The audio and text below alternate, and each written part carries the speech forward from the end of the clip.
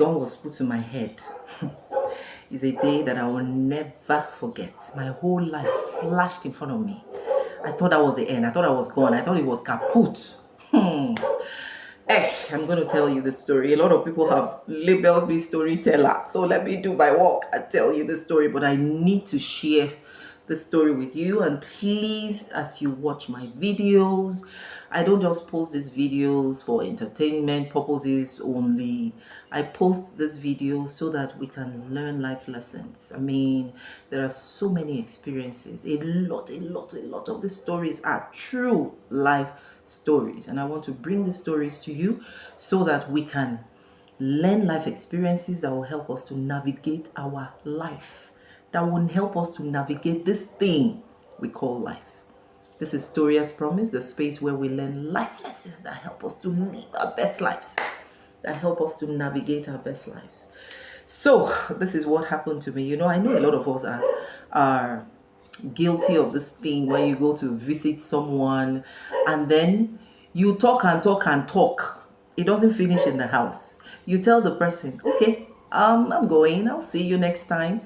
And then you go outside the walls of the house and then you continue part 2. And it doesn't end there. You still continue. You go outside to where you park your car and then you people stand there and talk and talk. Part 3. It happened to me. I went to this wedding. I was coming back from the wedding and then I stopped over at a relative's house.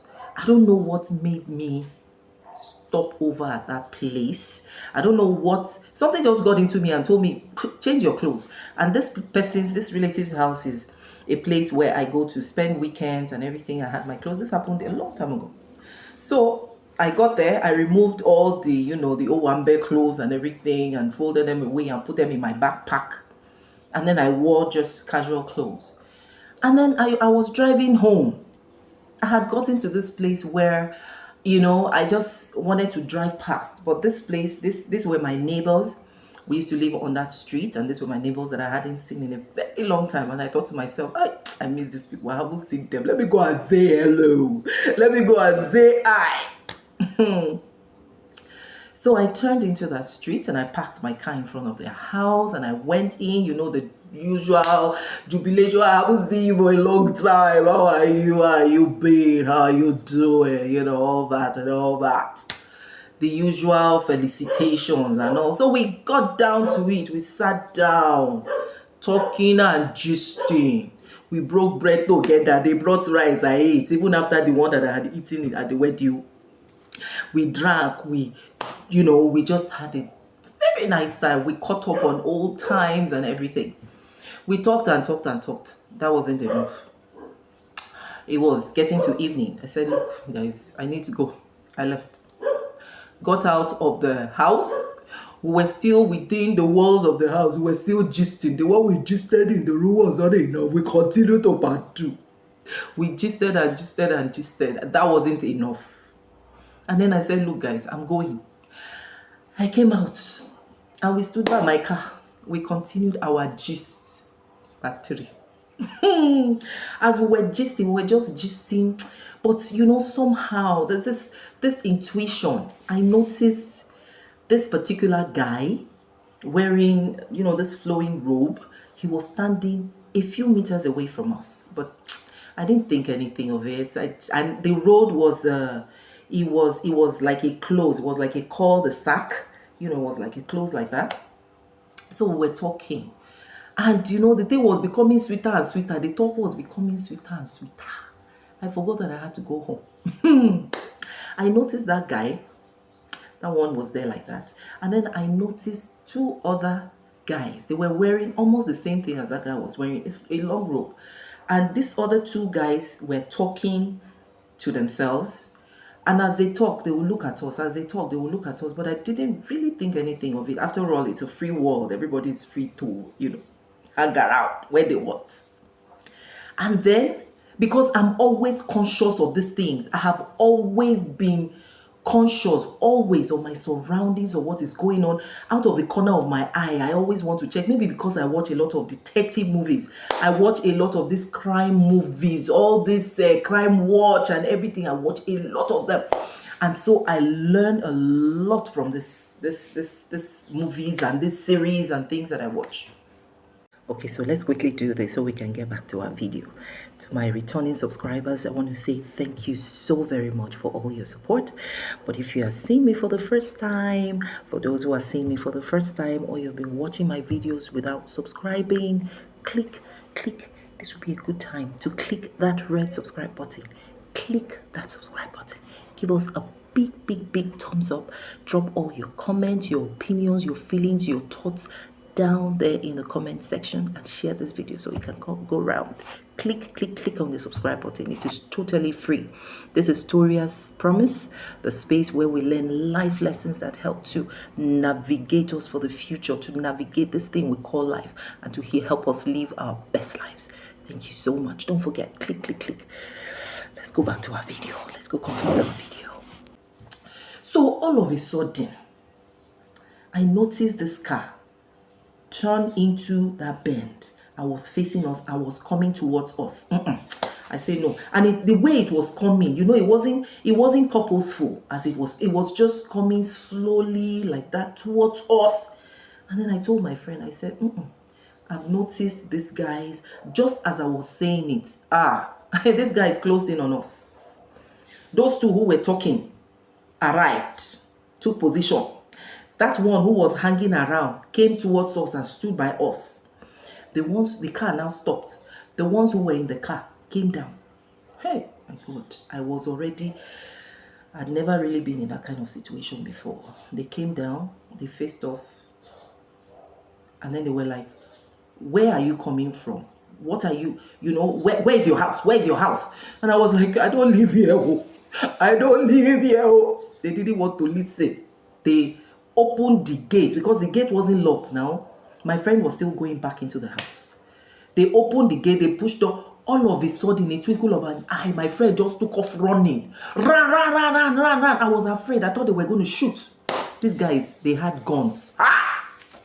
I was like, who sent me? I left my kids at home to come and visit somebody who sent me. Hey. Okay, so they took us inside the house. My friend had gone, and then we, brought us into the sitting room. They told us to lie down flat. You know how these people lie down flat. For some reason, I wasn't shaking or anything. I was scared, but I just maintained my composure and I was praying, oh Lord Jesus, please take control. Save me, Lord. Save me, Lord. And we were on the floor. It was me and their housemaid. So we were on the floor. And this housemaid, very beautiful girl. I was like, this girl. Hey, I hope these guys don't start thinking of the arrow word. Oh, I hope their minds don't even go there. So that was how we lay flat on the floor. And then they were asking, where's the money? Where's the money? Where's this? Where do they keep money? Where do they keep? This girl was like, I don't know. You don't know what? Hey, I told her, talk. Where? She was like, I don't know. Hi, this guy. The other one came, put the gun to my head. I didn't have time to notice whether it was a toy gun. Sometimes they use toy guns. Whether it was a toy gun or a real gun, all I know is that I did not like that feeling on my head. It was on my head, and I was like, God, please save me, help me. I started telling God I would not beat my kids again. I would not. I started begging God. I said, God, have mercy on me, Lord. If you save me from this one. Hey, there were 2, 3, about 5 of them. They were all over the house searching, doing this. We were the only 2. I don't know if there was, because it was a duplex, I don't know if there was anybody else in the house, but I know we're the only 2. And then they took this girl upstairs to check. They took me with them upstairs with the gun still on my head. That feeling is not a very nice feeling. Took me upstairs, checked everywhere. They didn't see anything. They were shouting, they were screaming. All of a sudden, we heard siren. The police. my friend had run and gone to make a call to the police, and these people, they just, how these guys escaped. Once they heard that thing, they ran, got out of the gate and everything. I opened, you know how it is. You are not sure whether they are going, you're not sure whether they're there. I opened one eye, before I opened the other one. Noticed that they had gone. To even stand up safe, I couldn't. I was afraid. And then the police came, the mobile police, you know, those ones, anti-crime, with their heavy muscles and the guns they were carrying. They were screaming. So who are you? I say I am not one of them. I am a visitor. I came to visit. I don't know. I don't know anything. I'm a visitor. I just came to visit.